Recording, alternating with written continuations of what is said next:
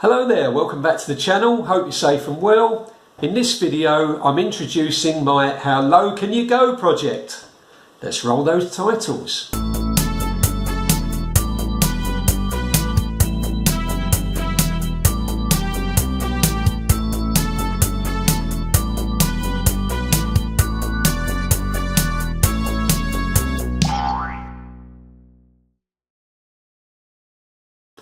So, you're probably wondering, what is the How Low Can You Go project?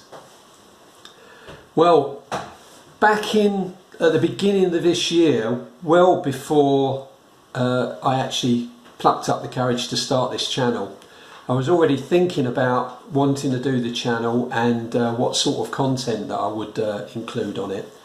And one of the things that I came up with is the idea of putting together the perfect package for somebody that is very short on cash to get them into HFT shooting and into air gunning in general.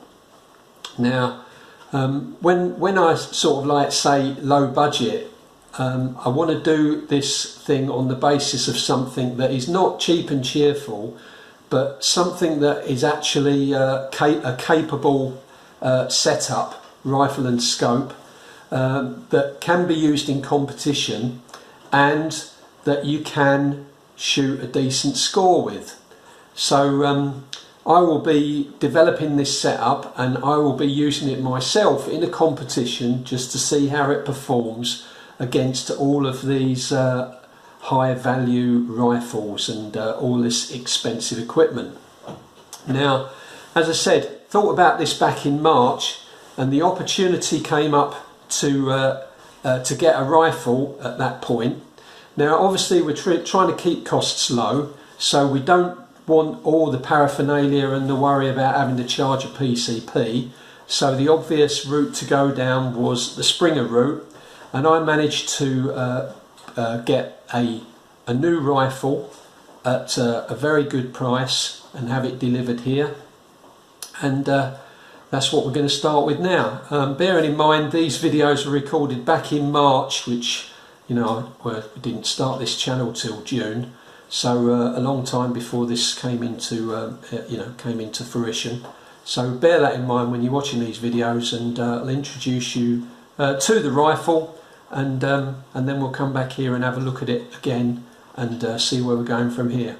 Well, the rifle's just been delivered, exactly on time, the time slot that they said it would, so many thanks Pelpacks for that. And we'll open the box and have a look.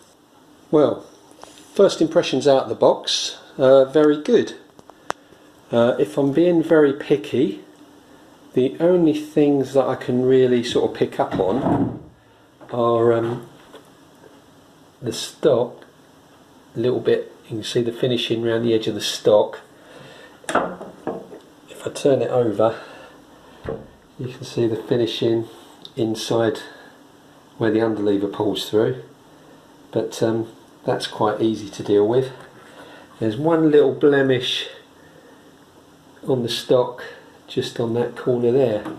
One thing I noticed as well, I thought it was rusty to begin with, but this screw at the front of the trigger guard has actually been coated in the brown coating that they put on the stock, so it makes it look rusty, but it actually isn't. It's just got whatever varnish or stain that they've put on it. The only other thing that I could find was this, the plastic. Probably can't see it on the video here, but the plastic's poorly finished on the inside, and there's a couple of little granules of plastic sticking out.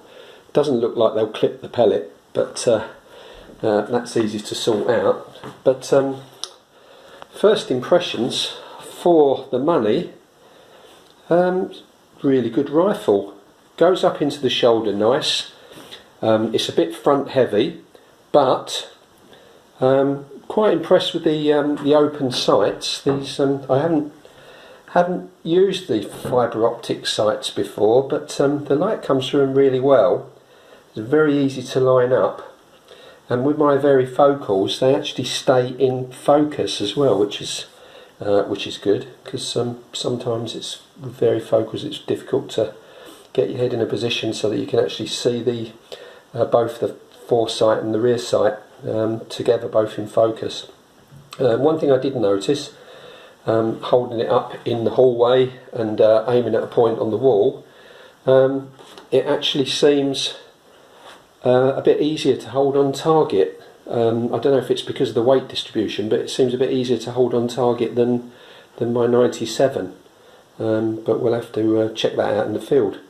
So first things first, going to get the cleaning kit out and put a pull through the barrel and see what sort of condition the barrel's in inside. Well, I spent about an hour cleaning the inside of the barrel, and as you can see from the tabs here, I was expecting it to be gungy with grease, but it was more rust than grease. There wasn't any grease in the barrel at all. So I don't know how many pour throughs I put through it, but I finally got it clean anyway. So now's the time to put a scope on it and start putting some pellets through it. Okay, so here it is with the scope on. Stupidly long scope, as you see, covers up the breech. It's going to be difficult getting the fingers in to put the pellets in, but come to the box. It's a Ford 16x50 mil dot Alt fast mount scope. It's the only one I had to hand, so that'll have to do for now. Okay, so I put a Alt fast mount on. Not the ideal scope because it was a bit too long, so it was difficult to get my fingers in to put the pellets in, but grabbed some AA Fields 8.4s grain, and not sure yet what the pellets this likes, but for a start, that's not bad.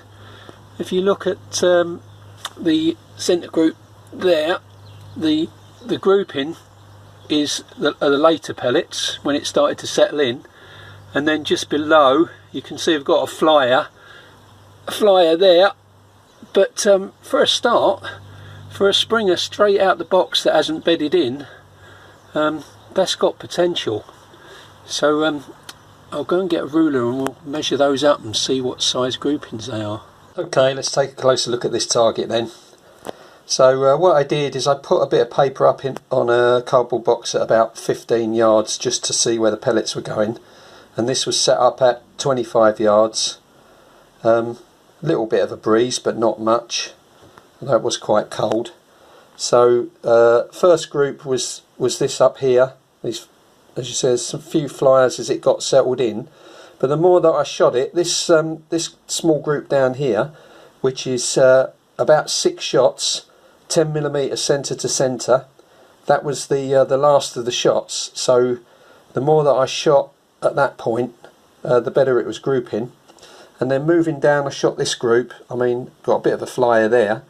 But even with these here, that's still 17mm centre to centre, and this little group here, which is 3 or 4 pellets, that's actually 9mm centre to centre. So at 25 yards for a brand new Springer out the box that come in at under 80 quid, I think that is a result. So we need to do a little bit of a little bit more shooting with this to get it bedded in. So here it is then, the XS38 in the flesh. I have a confession to make. Since recording that video footage you've just seen, which as I say was March this year, 2023, this rifle's actually been in a gun slip and I haven't touched it.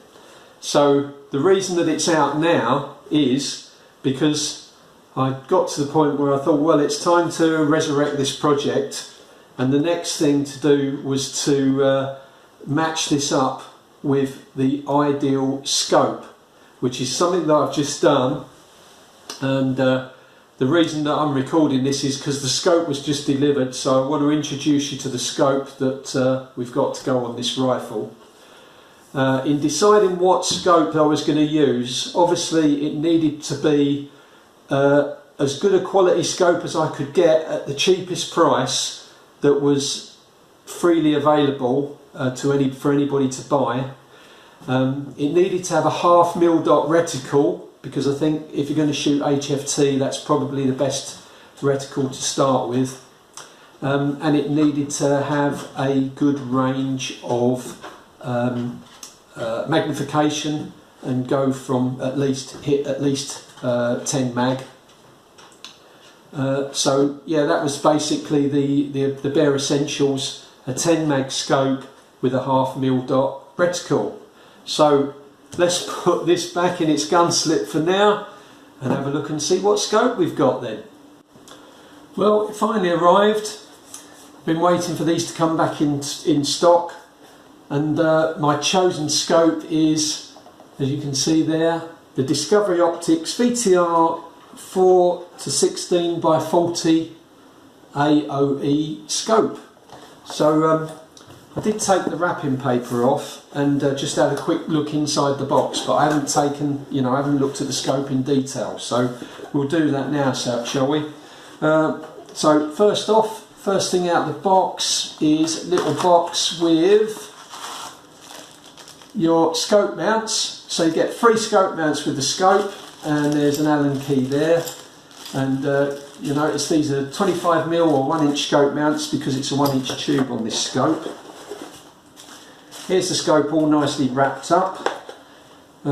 We've got the specification card, and I'll do a still of that over on the other side of the screen now, so you can pause the video if you want and have a look at the specification. We've got the cleaning cloth you get with every new scope you buy. You always get a cleaning cloth, and we've got the instruction manual. Let's have a quick look here. Oh yeah, there's all your diagrams and everything in the instruction manual explaining everything. So let's move this out of the way. Let's take the rubber bands off and have a look and see what we've got, shall we? The reason that I went with Discovery Optics is because, from what I know from these other Discovery scopes that I've seen, they look for the price, they're very reliable, and I think that I'm right in thinking that this has got a 3-year warranty. Oh, we got scope caps as well. So, have we got scope caps? Yeah, we have. Can't get that one off, but got a scope cap on that end there. And see if how we can get this. If we can get this off. Ooh. Oh dear, nothing like being prepared, is there? This doesn't want to come off, this scope cap. Perhaps it screws off. No. I think once I get this off, it's not going to be going back on there again. Oh, let me pause the video while I get the scope cap off. God, that was a job to get off. I don't think I'll be putting that back on again. I'll leave that off. Okay, so let's have a look at this then. Nice scope. Adjustable objective, goes down to 5 yards, which is quite close. Normally they only go down to 10. That's quite smooth actually, and stable. So it goes from 5 yards to infinity. Probably going to be using that at 25 yards. Then we've got got a little window with the mag. We move that, goes from 4 up to 16. Probably be using that at 10. And then we've got turret caps. They are plastic turret caps, but they are turret caps all the same. And we've got quarter mower clicks on the turrets. Can you hear that? Quite a definite click. That looks okay. And you've got the directions marked on there. That's the windage turret, and then you've got the elevation turret.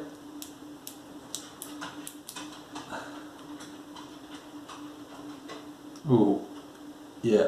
One thing I noticed straight away is you just got these little stickers on there. I don't like that. That's already coming loose, the sticker. But to be honest, do you really need to read once you set your turrets, do you need to know the reading? Then we've got a, looks like we've got illuminated reticle here. Yeah, red or green illuminated reticle. Is there a battery in it? Let's have a look, see if we've got a battery in it. No, there's no battery in it. We didn't get a battery, but it has got an illuminated reticle if you want to use one with 5 settings, and you can either set that to red or green. Let's have a quick look through the scope, see what it's like.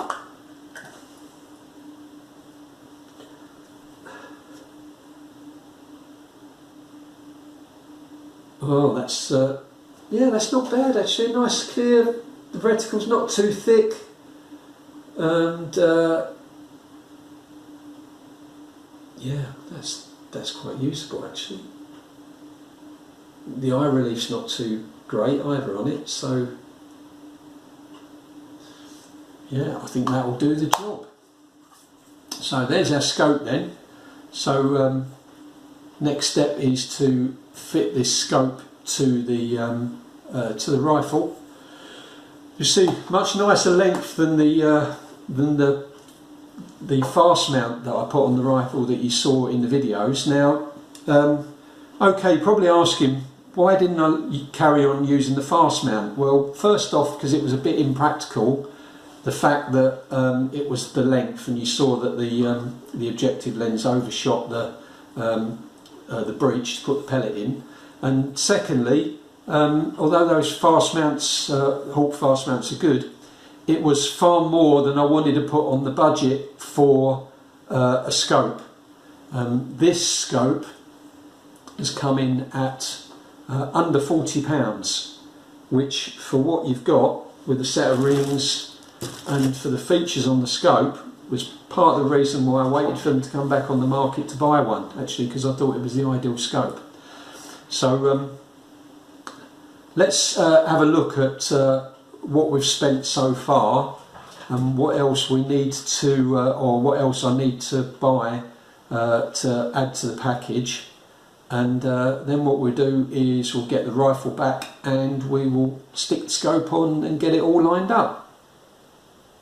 Yes, that's a plan.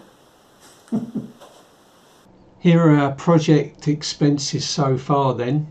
At the top there you see I've got the SMK XS38 rifle. It actually came in at $79.99, so I put that down as £80. The Discovery scope was $39.95, so I rounded up to 40, and the Nighthawk gun slip was $9.99, so that's £10. So we've actually so far spent slightly less than £130 to get the rifle, the scope and the gun slip. As you can see, 2 remaining items that I've put on there, a tin of pellets and a glove. As it's a Springer and we'll be shooting it in artillery hold, it always helps if you've got a glove, so I'll be looking at one of these cheap rubberized DIY gloves rather than an expensive shooting glove. So I'll be sorting that out. But say as things stand, that's £130. I haven't included postage for the simple fact that a lot of people walk into an RFD or a gun shop and buy these things over the counter, so they wouldn't be paying postage anyway. But I will tot up the postage that I've paid on all the items at the end, and we can include that as well so that you can see the difference with and without postage. So that's it for now. We will revisit this as and when we buy some more stuff. Right, I've got all my tools ready, so let's stick the scope on the rifle then, and I think we'll do it Benny Hill style.